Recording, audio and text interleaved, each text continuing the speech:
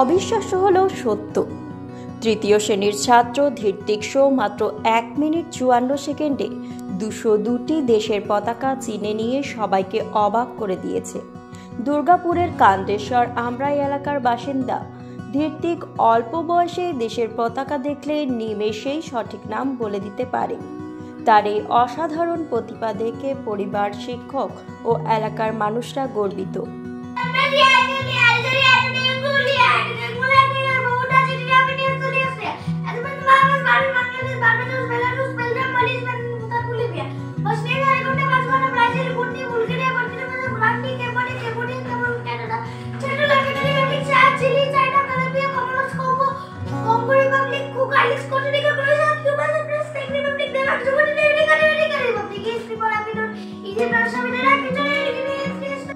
বর্তমানে দুর্গাপুরের হেমশিলা মডেল স্কুলের তৃতীয় শ্রেণীর ছাত্র ধৃতিক তার অসাধারণ স্মৃতিশক্তি ও প্রতিভার জন্য স্কুলেও সবার নজর কেড়েছে। তার এই দক্ষতায় স্কুলের প্রিন্সিপাল, শিক্ষকরা অত্যন্তই খুশি। ধৃতিকের স্বপ্ন ভবিষ্যতে বিজ্ঞানী হওয়া ও বিভিন্ন বিষয়ে গবেষণা করা। পড়াশোনার পাশাপাশি সে ড্রয়িং করতেও ভালোবাসে এবং গল্প শুনে তা বিস্তারিতভাবে প্রকাশ করতেও পারে। না, তুমি এই যে এতগুলো দেশের নাম তুমি মনে করতে পেরেছো, তোমার এটা কিভাবে শিখলে? মায়ের ফোনে সব দেখেছি, তারপর মা এই চার্টটা এনে দিল, তারপর এই চার্টে প্র্যাকটিস করতে করতে শিখে গেছি। আচ্ছা, কতগুলো দেশের নাম বলতে পারো তুমি? 202। আর তুমি বড় হয়ে কি হতে চাও? সায়েন্টিস্ট। তো হঠাৎ তুমি সায়েন্টিস্টের তোমার চিন্তা ভাবনা এখন থেকে? কারণ অনেক সব জিনিস নিয়ে গবেষণা করব। ধৃতিকের মা মানা মণ্ডল জানিয়েছেন, ছোটবেলায় সে মোবাইলে মাঝে মধ্যেই কার্টুন দেখত। সেই সময় মা তাকে দেশের পতাকা চেনানোর জন্যই ভিডিও দেখাতে শুরু করে। ধীরে ধীরে সে দ্রুত ও নিখুঁতভাবে পতাকা চিনতে শেখে।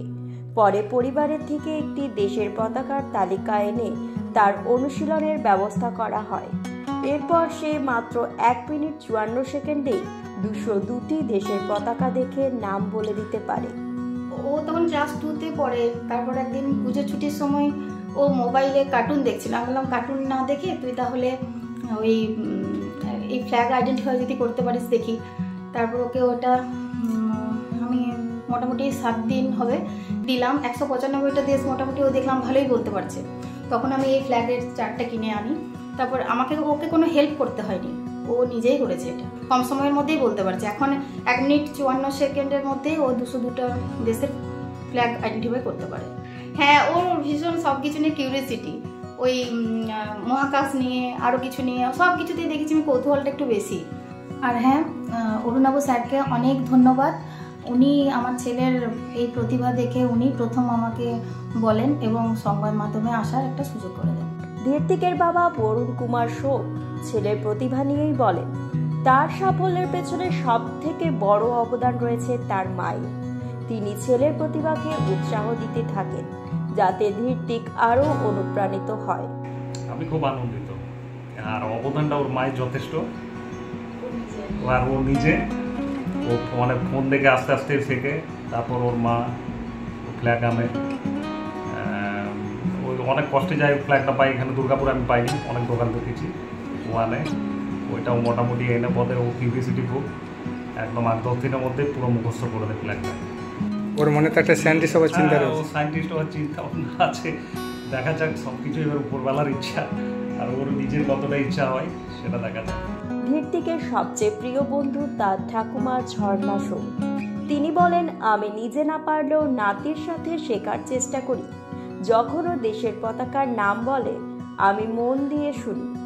গল্প শুনতে ভালোবাসে বলে আমার কাছে থেকে গল্প শুনে আর মাঝে মাঝে ভুলও ধরে দেয়। নাতির সাথে শিখতে পারলো বলতে পারবো না, তো মনে থাকবে না, কিন্তু নাতির খুব আইডিয়া। ও একটা জিনিস একবার শুনলে খুব মনে রাখতে পারে। তো আমি শুনলাম যে আপনার কাছে খুব গল্প শুনতো। হ্যাঁ, ও ঠাকুরের গল্প, কৃষ্ণর গল্প, ওর সবটাই জানা একরকম। আমার কাছ থেকে বারবার জিজ্ঞাসা করবে, আর আমি বলবো, বাই চান্স আমি যদি কোনো ভুল বলি তখন বলবো, এই ঠানু এটা তুমি আবার ভুল বলছো যে, এটা এই হবে, তখন ও আবার আমাকে বলবে। এ বিষয়ে বালকের প্রতিভা এখন সবার মুখে মুখে। পরিবারের পাশাপাশি সমগ্র এলাকাবাসী তার এই প্রতিভায় গর্বিত। ঋত্বিকের লক্ষ্য ভবিষ্যতে বড় নিজের স্বপ্ন পূরণ করার। তার এই প্রতিভার বিকাশ যেন থেমে না থাকে, তাই পরিবার ও শিক্ষকরাও তাকে উৎসাহ দিয়ে চলেছেন। ঋত্বিকের ইচ্ছে দাদাগিরি অনুষ্ঠানের সুযোগ পাওয়া। এই ছোট্ট প্রতিভাবান ছেলেটি হয়তো একদিন দেশের গর্ব হয়ে উঠবে।